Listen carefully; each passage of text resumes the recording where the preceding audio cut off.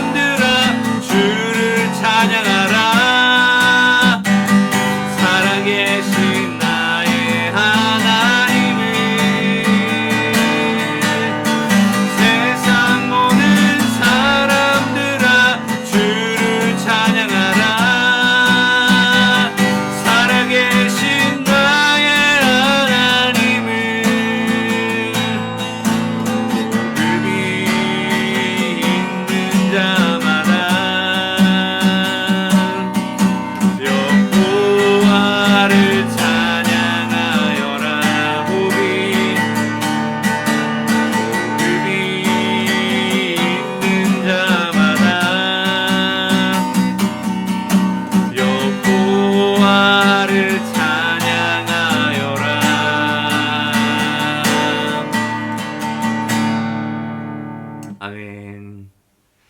함께 보실 말씀은 예레미야서 38장입니다.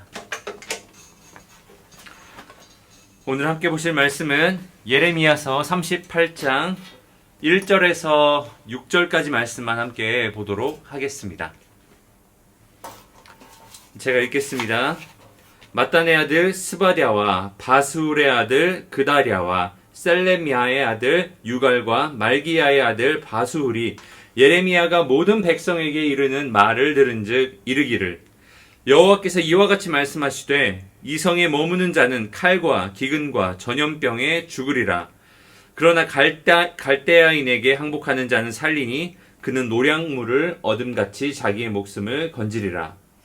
여호와께서 이와 같이 말씀하시니라. 이 성이 반드시 바벨론의 왕의 군대의 손에 넘어가리니 그가 차지하리라 하셨다 하는지라. 이에 그 고관들이 왕께 아뢰되 이 사람이 백성의 평안을 구하지 아니하고 재난을 구하오니 청하건대 이 사람을 죽이소서. 그가 이같이 말하여 이 성에 남은 군사의 손과 모든 백성의 손을 약하게 하나이다. 시드기야 왕이 이르되 보라 그가 너희 손안에 있느니라. 왕은 조금도 너희를 거스를 수 없느니라 하는지라. 그들이 예레미야를 끌어다가 감옥들에 있는 왕의 아들 말기야의 구덩이에 던져 넣을 때에 예레미야를 줄로 달아내렸는데 그 구덩이에는 물이 없고 진창뿐이므로 예레미야가 진창 속에 빠졌더라. 아멘. 잠시 기도하겠습니다. 하나님 감사합니다. 하나뿐인 독생자 예수 그리스도를 우리의 죄를 위하여 이 땅 가운데 보내시사 희생시키시고 우리를 다시 주님의 형상으로 회복시켜 주시니 감사합니다. 주님의 형상을 가진 자로서 오늘 하루 하나님을 마음껏 찬양하길 원하고 하나님께 마음껏 영광 돌리기를 원하오니 하나님 오늘도 우리의 삶을 사용하시사 주의 영광의 도구로 사용하여 주옵소서. 오늘도 이 말씀을 받습니다. 예레미야를 통하여 우리에게 주시는 음성을 듣고 하나님 우리의 잘못을 교정하고 회개하고 하나님 앞에 한 걸음 더 나아가는 저희 되게 하여 주옵소서. 예수님의 이름으로 기도하였습니다. 아멘. 오늘 예레미야서 38장을 함께 나눕니다. 예레미야는 계속해서 백성들과 왕과 그리고 고관들에게 바벨론에 항복하여야 너희가 살게 될 것이다 라고 선포하고 있었습니다. 이러한 예레미야의 선포는 지도자들 입장, 백성을 이끌어야 하는, 군사들을 이끌어야 하는 이런 고관들의 입장에서는 반역자로 비추어질 수밖에 없습니다. 이 예레미야의 말 때문에 백성들과 군사들의 사기가 약화되고 그들의 마음 가운데 두려움이 생기니 이들에게 예레미야는 반역자와 같았지요. 선지자라고 하나님의 말씀을 대언한다고 하는 사람이 평안을 구하는 것이 아니라 심판을 구하고 재난을 구하니까 이제 이 고관들이 더 이상 참을 수가 없어서 이자를 죽여야 합니다 라고 왕에게 데리고 갑니다. 허수아비 같은 왕 시드기야는 이 고관들의 요구에 나에게는 너희들을 거스를 권한이 없다, 뜻이 없다, 너희 마음대로 처분하라고 예레미야를 내어줍니다. 그래서 이 고관들은 예레미야를 구덩이에 빠뜨립니다.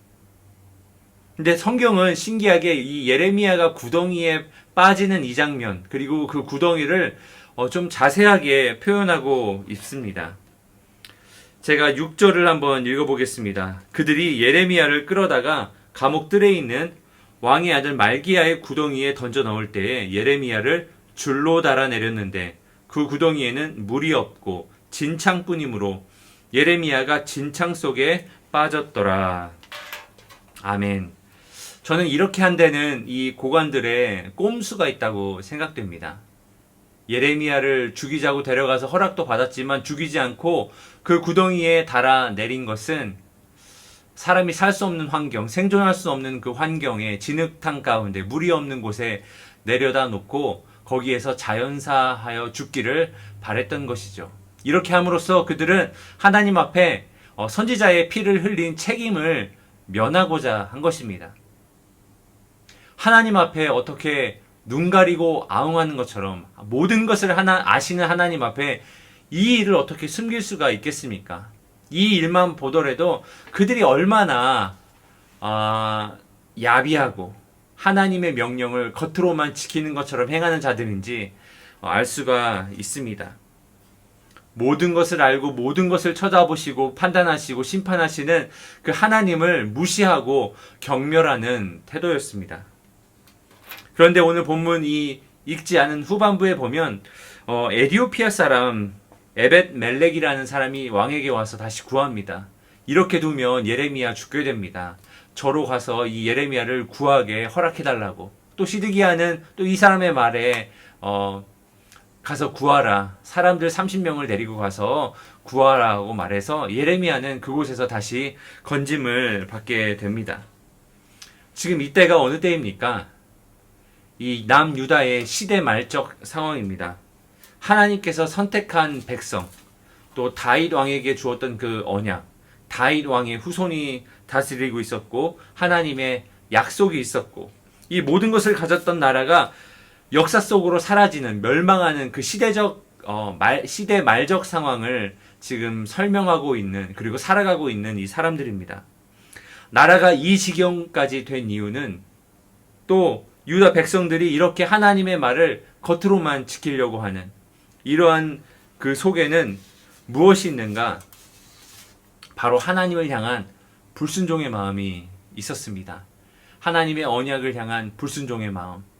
그들의 눈에는 지금 진격해오는 바벨론 군대가 바로 그들의 적이라고 생각하겠지만 그들이 정말 놓치고 있었던 것은 무엇인가? 그들의 진짜 적은 그들의 내부에 있었습니다. 그들의 진짜 적은 바로 하나님 앞에 불순종하는 자신들의 죄였습니다. 이들이 이것을 놓치고 그저 하나님의 뜻을 선포하는 예레미야만 없으면 자신들의 처지가 좀 나아질 것처럼 생각하는 것은 그들의 아주 큰 판단 착오였죠. 얼마 전에 저희 집 차고문이 고장났습니다. 가라지도가 고장나서 제가 볼 때는 요 부분만이 고장났으니까 요 부분만 고치면 다시 쓸 수 있겠다 해가지고 제가 그 부분을 떼어내고 문을 들었다 놨다 하다가 여러분 어떻게 된지 아십니까? 더 고장났습니다.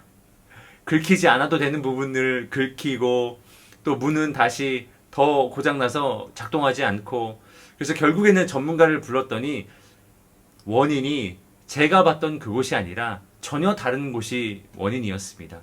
그 다른 곳 때문에 제가 봤던 그 부분이 고장난 것이고, 그 부분을 고치지 않으면 이 부분은 절대 고칠 수 없다라는 것이 전문가의 진단이었습니다. 여러분들, 이 예레미야 시대를 살았던 사람들이 정말 모르고 있었던 것, 자신들을 불행하게 하고 이 나라가 망해가고 자신들의 처지가 그렇게 된 것의 진짜 원인이 바벨론이 아니라 바로 자신들 안에 있는 죄악이었음을, 불순종이었음을 그들이 알았어야만 했습니다. 진짜 여러분들, 우리를 불행하게 하는 것이 무엇입니까? 우리를 불행하게 만드는 것이 무엇입니까? 돈이 없어서입니까? 몸이 아파서입니까? 자녀들이 말썽을 부려서, 혹은 결혼을 못해서, 경기가 안 좋아서, 여러 가지 문제들이 우리를 불행하게 만드는 것처럼 보이지만 이것이 진짜 불행의 이유가 아닙니다.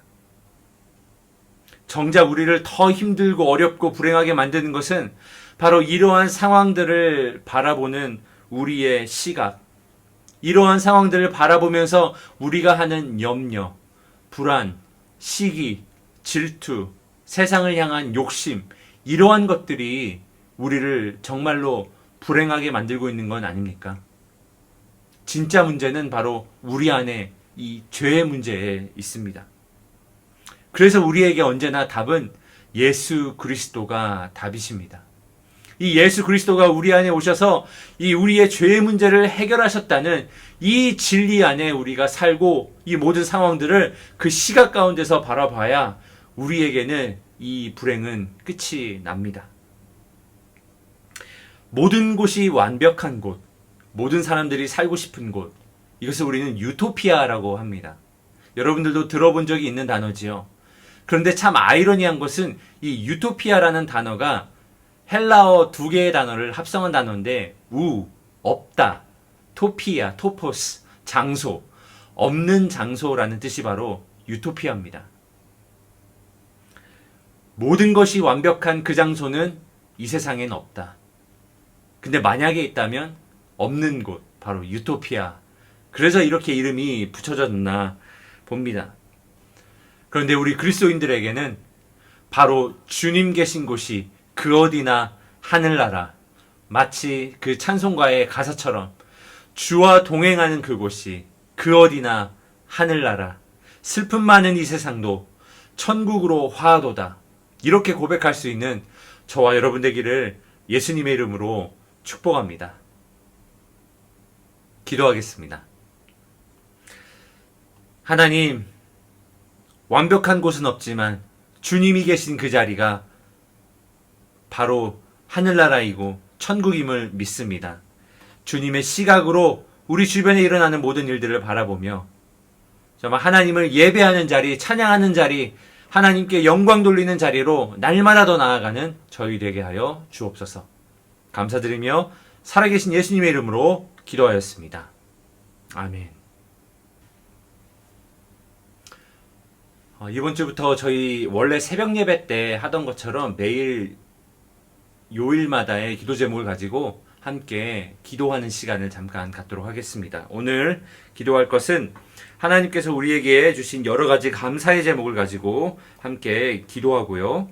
그 다음에 한 주간 동안도 우리의 가정과 직장과 사업과 학업의 터전에서 하나님의 영광을 위해 살 수 있도록, 그리고 선교사님들을 기억하며 기도할 때 태국의 전은주 선교사님, 그리고 비국의 김수길 선교사님, 그리고 브라질의 김창현 선교사님 위해서 잠시 함께 기도하도록 하겠습니다. 기도하겠습니다.